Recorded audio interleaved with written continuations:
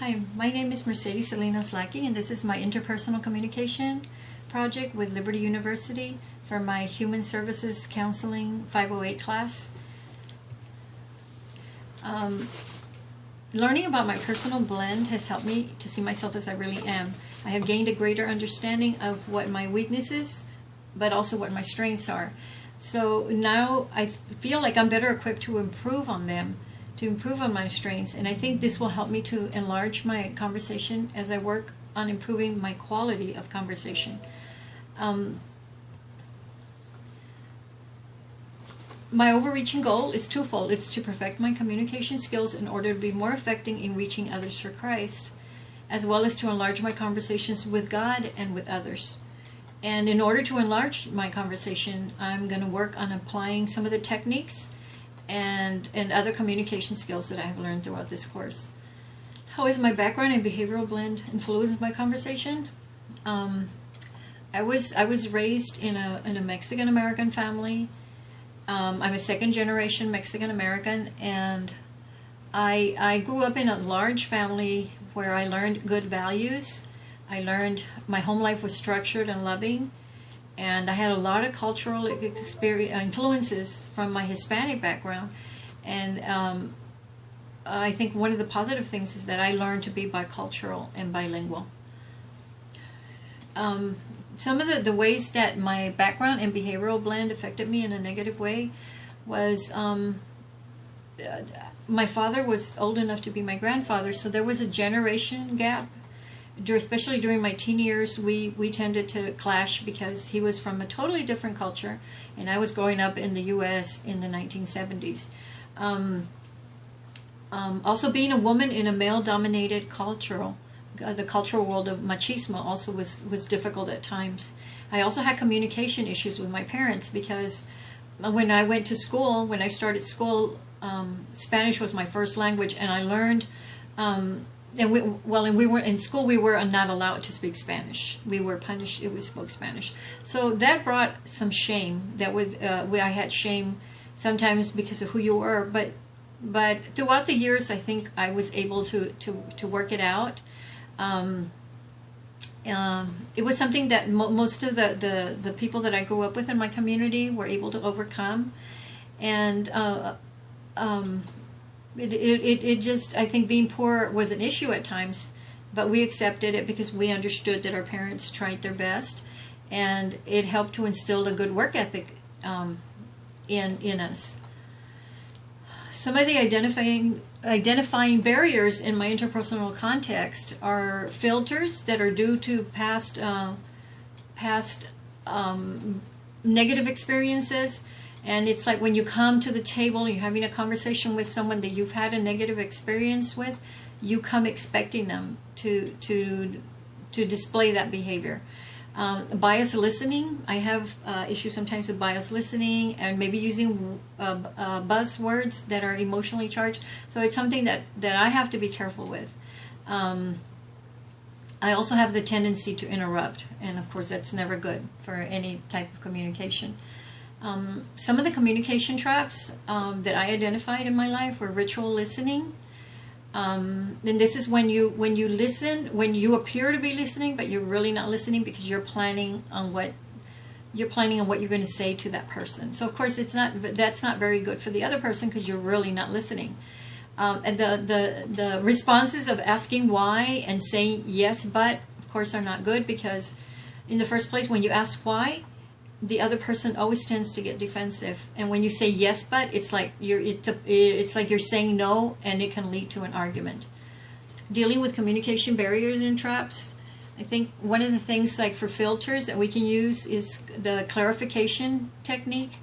You have the other person clarify, you ask them questions, or you respond by asking them to clarify what they're trying to say so that there's no misunderstanding. Biased listening and the use of buzzwords are something that we have to become aware of, and I think it's important to learn some of these, to memorize some of the buzzwords, some of the red flag words that can bring about emotional negative feelings. And also the tone of voice is something we have to be careful with. We have to learn to use green flag words, which are words that are positive and that that the other person can respond to in a positive way. And with interruptions, I think it's something like what happened the other day. I was at Best Buy, and I was talking to the young man that was behind the counter there, and we were waiting for my computer, so we got into a conversation, and he was talking about some of the books that he read, and I found myself about to interrupt him because I was bored. I knew a lot about the topic, so I felt like this is boring, and I was about to interrupt him when I caught myself, so I caught myself and stopped from doing it. And I think it's something that I have to do continually in my conversations. Dealing with communication barriers and traps, I think that ritual listening can be turned around when we become more attentive and we focus on what the person, the talker, is trying to say. I think and most of us have been in counseling, know that you never ever ask the question why. And the yes but responses also tend to be argumentative, and it's something that we have to make a choice not to use.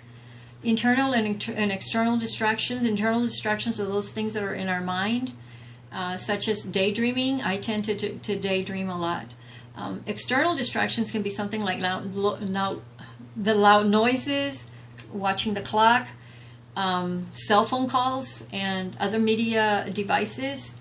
And of course, for me, something big is deadlines. When I'm worried about a deadline, it's hard for me to focus on other things. So I have to make a choice to listen and focus on what the other person is saying. My solutions to internal and external distractions: turn off the cell phone. And I think it's something very important in other media devices while listening to others, because when you're on the cell phone, it's like you're having a conversation with the other person, and not the person that's in front of you. And I think to make sure that the clock and other distractions are not in the room, maybe find a place where you can sit aside and listen to that person without distractions. And I think it's about making a choice to focus on what others are saying, what the other person is saying, because it is important to him. And the other thing is listening with empathy, and that means that you're a level 1 listener. That means you're just there for that person. One thing that I thought was very interesting in learning during this course is that Peterson says the problem is not about you, the problem is about them. They own the problem. You don't. You're there to direct them, to help them, to listen, but you're not there to solve the problem for him. He's the only one that can solve his own problem.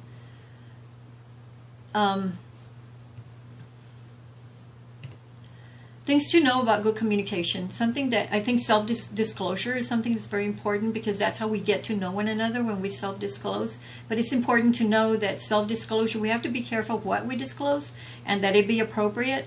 And at the same time, that what we're disclosing is not in the past, but in the present, and something that person can apply in their life, and that is relevant to them.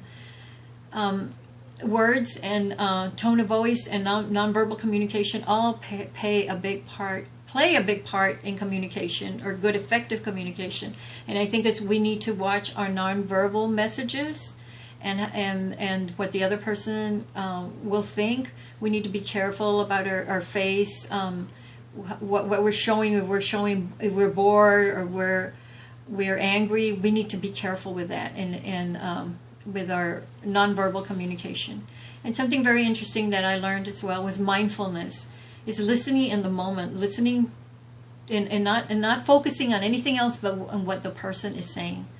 It's important for good communication. My plan of action is to eliminate some of the things that I've learned, some of the skills, the techniques, and also some of the traps and some of the barriers. I think it's important to memorize them and learn them. And I think something very important is that I'm making a choice to be a good listener and building up my spiritual identity. And I think it's important, first of all, to be born again, because that's when your relationship with God starts.